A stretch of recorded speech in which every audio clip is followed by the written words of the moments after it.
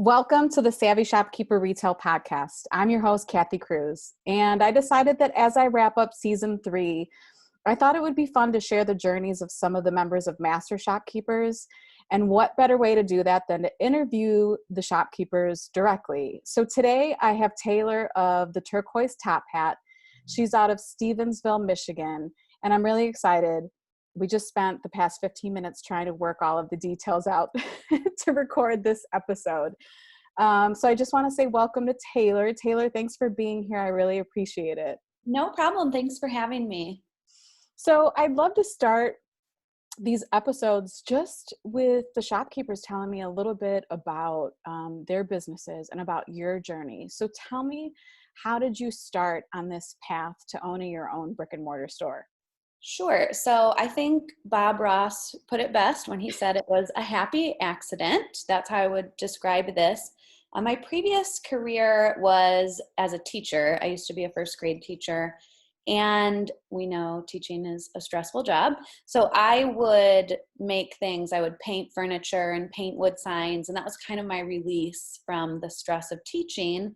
And I got to the point where I was having people ask me to teach them how to paint or make things. And it kind of grew into me offering home parties for my friends for making wood signs.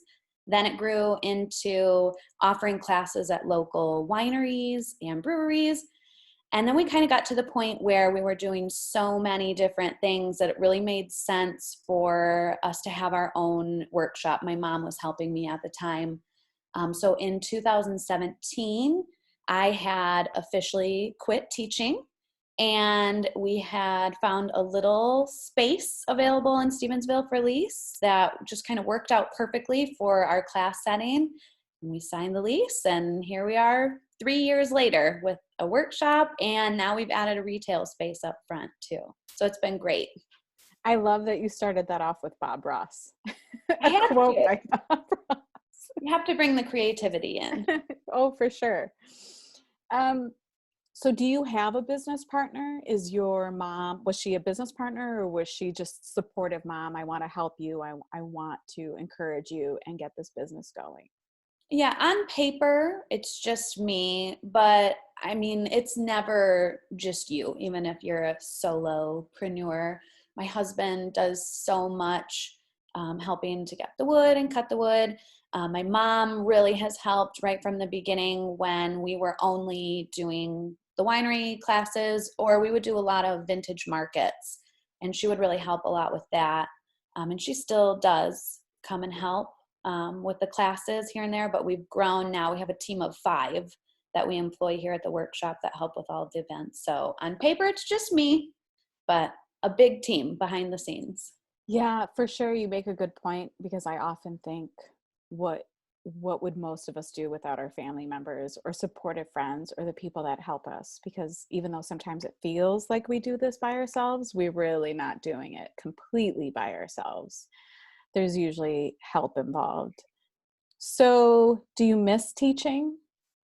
There are certain aspects of teaching that I miss. I miss the kids, and I miss my colleagues, and just kind of the atmosphere of being at school, but I don't miss the stress and the grading and all of that fun stuff. I feel like the way that we have our classes structured, I'm still teaching, and that education degree really helped prepare me for, offering classes that have a good structure and knowing how to demonstrate things for people. So it's kind of a yes and no. I miss all of my people from school, but I'm still teaching. Yeah, it's almost the best of both worlds, where you still get to teach. And I see you in Master Shopkeepers, you'll sometimes make reference to your teaching history, or how you can write and create an amazing lesson plan. And that's really important, because for the brick and mortar store owners who want to get into teaching workshops, I often want to tell them, just be prepared, have a lesson, start to write things down, do the steps that would require, instead of just jumping in. Because when you just jump in without a plan, that can become really challenging. And then you have to go back and correct all of the things and we learn as we go along. But I always think about that, how you probably had that nailed when the rest of us are still sometimes figuring it out. So how big is your retail space? So our whole space altogether is about 1,800 square feet. Our workshop in the back is roughly about a third of that. So we can fit usually up to about 20 to 25 people in for a class. And then we have the smaller portion up front, which would be about another third of it. We do have some office space in the back. But our retail space is actually the smallest space that we have in the store. And that kind of just grew out of a necessity of, we're making so many different things in our classes. We have all of these sample pieces just hanging around. So we really needed somewhere to showcase those. And we kept finding and running into amazing vendors along the way and just kind of started bringing things in. So now when people are here painting, we do take breaks so they can kind of peruse and shop around and look for special things while they're waiting for paint to dry. And did you find that people were asking to be able to buy supplies or be able to buy gifts or other things in the store? Is that why you created the retail area in there? Yeah, I mean, we always have people are asking if anything and everything that we have is for sale. All of our samples, but it is nice that we have the paint that we use for sale in the shop, so they're trying it out while they're making their signs. And then, if they have a chair at home that they want to go and paint, they can purchase all of those same supplies that they've just used and then take that home. And then we have always had people asking for things to kind of coordinate with what they're giving. So if they're making a wedding sign for someone, they might need a card to go with that.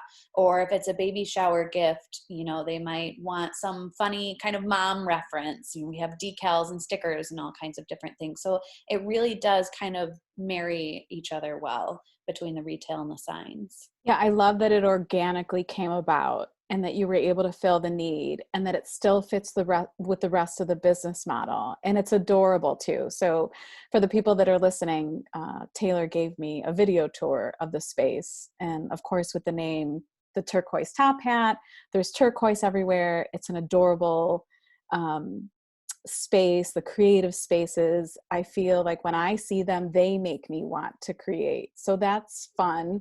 And we'll be sure to link Taylor's website and social media and all of that if you want to connect with her, if you want to follow her, if you want to see what her website looks like, because it is so branded too.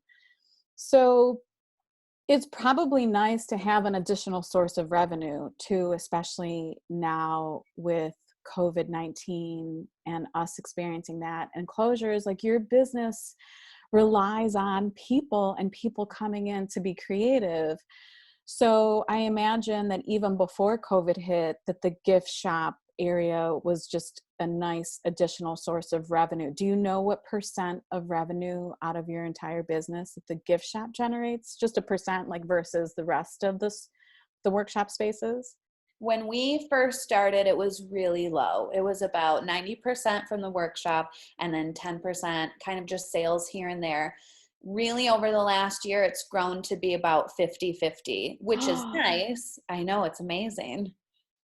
I did Now, not know that. See, this is why I love these interviews. That's fantastic. yes, we just ran, we had to submit taxes recently, so we just ran the numbers, and it within the last year has grown to be about 50-50, which is great because signs and classes and gatherings are really popular in the fall, and then kind of as we slide into winter, it kind of tapers off a little bit. So having something, especially with the web presence that's always there, they can always go and order online, has been a godsend, especially this spring with COVID. It's been very helpful. That's fantastic. The other thing too is, like, I know personally in our own store, it's nice because there are always the people who don't want to DIY, that just want to buy something that's made. So in our store, we sell paint for furniture, and they can come in and buy that and do it themselves. But we have plenty of customers who say, just here, do it for me. I want it done, or I'm not creative enough, or I don't have the time.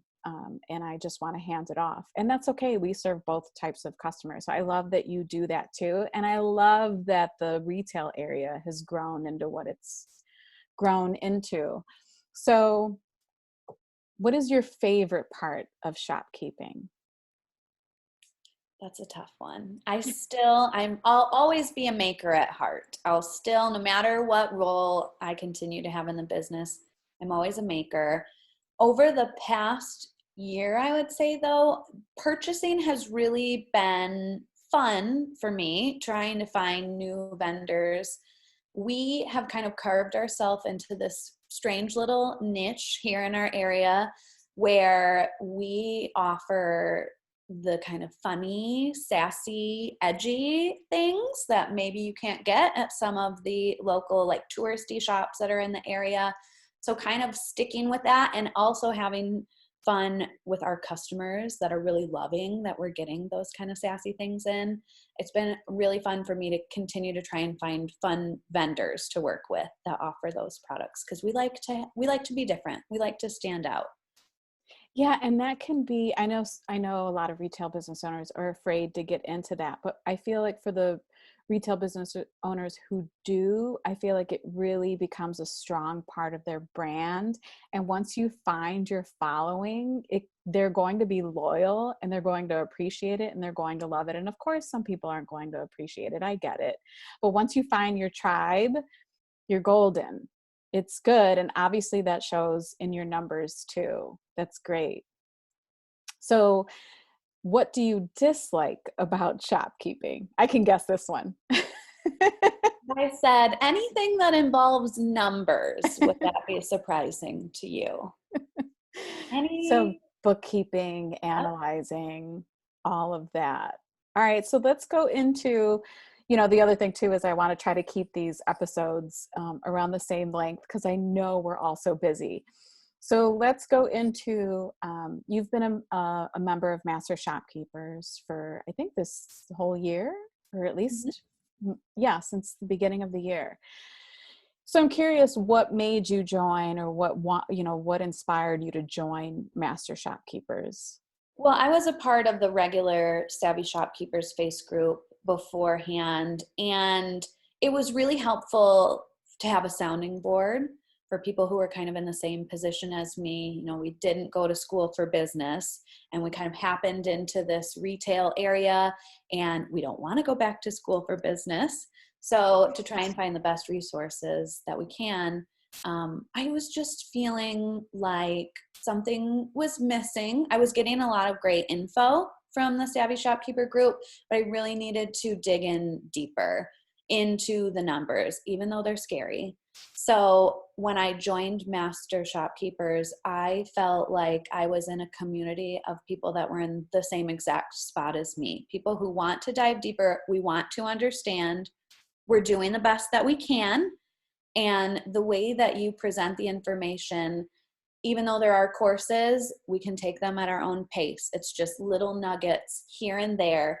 And, you might need one specific piece of information. You don't need a whole accounting course. You just need one little piece. You can easily go and find that in the Learning Lab and all of those different resources. So that's what I'm loving the most, is just when you need the information, it's there for you. Yeah, that's great. What I personally love is I can gather from all of you or just in conversations that we have, because we have the monthly group calls and not everyone participates every time and not everyone watches every single lesson. But I like the conversations because the conversations usually indicate to me that there's a need, and then we try to fill that need, or we try to bring in an expert to cover that class, or I teach the class, or I create a lesson for it. And that's really important to me because I agree that, most of us and many retail business owners in our community overall never had any formal business training or education. And at the same time, we need to kind of start at the basics. And it's important that I teach at that. Of all people, teaching, that I have to teach at that level, like the real basics, and then grow from there. And I think that's what we've done in Master Shopkeepers, I hope. What are some of the biggest, or if there's one big lesson or several big lessons, like what has been the most helpful to you other than what you already said? What's been the most helpful to you from Master Shopkeepers? I have taken away so far just the whole idea of, even if it's scary, you can't put it off forever. You have to start somewhere. So there was, within the last couple months, I think it was before COVID hit, you were really encouraging us to get into those numbers. You have to go in, you have to keep on top of things. And so I did. I sat down one day and I actually migrated everything from QuickBooks over to a different platform, which was big in and of itself. But I did it, and I got over the fear and just kind of put that aside and did the best that I can. And I'm really proud of myself because it's really informed me for making purchasing decisions and knowing where we need to delegate more money or where we need to stop spending more money in some certain areas. So I think just kind of understanding where you are and using that as a starting point, and using the guidance from others in the group and the guidance from you to kind of get past that fear and start moving forward. I love that. I love that because we all have fears. We're all afraid of things. But I think those are some of the biggest transformations I've seen in the group, are the people conquering their fears, whether it's Facebook Live, because especially now that's so important, we have to get in front of our customers. Some of them are afraid to come out, whether it's conquering the financials, whatever it is. Like, I love seeing when the members kind of, I can see them taking it all in, and then they reach the peak and they're like, all right, I'm going to go for it. I feel confident enough. I'm going to do this. I have the support I need. I have the lessons. I can watch these classes and I can do this. And you aren't going to be left hanging. Like, we will be there for you. Like, someone in the group the other day said, I'm struggling, or I have this issue. And I posted and said, listen, like, somebody needs help here. We all have to step up. And the amount of comments and suggestions for this particular shopkeeper to help her business keep going was amazing and heartwarming. So I love to see that. What do you see for the future for the Turquoise Top Hat? A lot. Oh, that's so exciting. It's very exciting because if you would have asked me that a couple months ago, I don't think I would have given that same answer. I'm sure we were all feeling kind of at the beginning of the pandemic, like, where do we go from here? What is going to happen? So we have done a lot of work of pivoting this business to be more online, to have more kits. And I don't think we're going to be out of the woods with COVID anytime soon. So I'm glad that we were able to make that shift. And as we go into the holidays, now we can really ramp up having the kits available, because we do have a lot of guests who would love to come in and they just can't right now. So being able to ship or deliver kits so that people can continue to get creative at home, that's kind of where we're heading. So you're going to optimize your online presence and really serve the people, even if it means pickup or delivery or shipping. Yes. And that's fantastic. Any plans on doing anything more with the retail space now that you find that it's more of a 50-50 between workshops and the store? Well, like you said, I have to do more Facebook Live sales. I know I need to get out there, and I am fine doing that. I'm comfortable doing that. I think it's right now just kind of pivoting more of those special sales and deals that we usually do. Like, we always have a dollar decal day, and that's very popular here in our workshop. Just kind of pivoting that to be more online so that we can be inclusive of everyone. And then really kind of ramping up our online boutique. Right now we have 2 separate websites, so I'm working on merging those into one, and we'll see how that goes. I'm a little nervous about it. I don't want my website to be too big. Right, but it does make sense just to point everyone to one direction instead of sending them to 2 and confusing them. Well, I really, really appreciate you being here. Oh, one other question. So do you feel more confident going into the second half of 2020 financially? Like, do you know in terms of the finances where you need to make corrections, where you can make improvements, that you'll financially be safe and moving forward, you'll make better decisions? Like, where do you stand with that? Well, I think it was really eye-opening for me. I had to take a hard look at the amount of things I was buying for the store. things that, we purchased hoping we would get to a class and it really never happened. So I'm working more on doing pre-orders, so we really know before we buy things that it's going to be popular and that we aren't wasting money. And we were really fortunate to get some of the support from the Small Business Association as far as loans and grants go. So I am feeling optimistic about going into the second half of the year. I'm feeling good.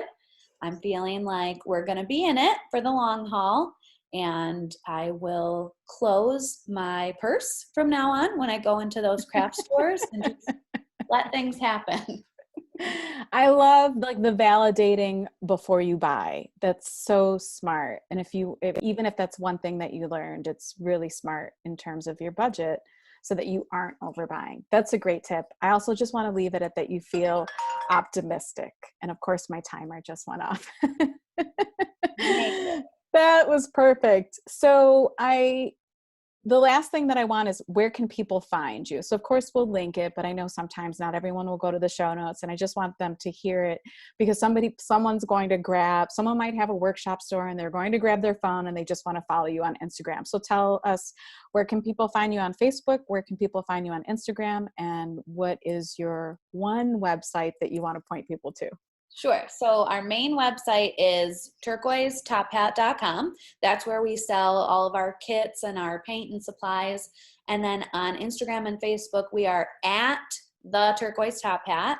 We do have a VIP group on Facebook as well, where we're always running coupons and sales and pre-orders. So if you really want to be in the know, that's the way to go. So Facebook at the Turquoise Top Hat. Okay. Awesome. Thank you so much. Thank you. I really appreciate you doing this. Thanks for having me. And we'll be doing more in the future for anyone listening. We'll have a couple more interviews coming up over the next few weeks. All right, Taylor, thanks. Thank you.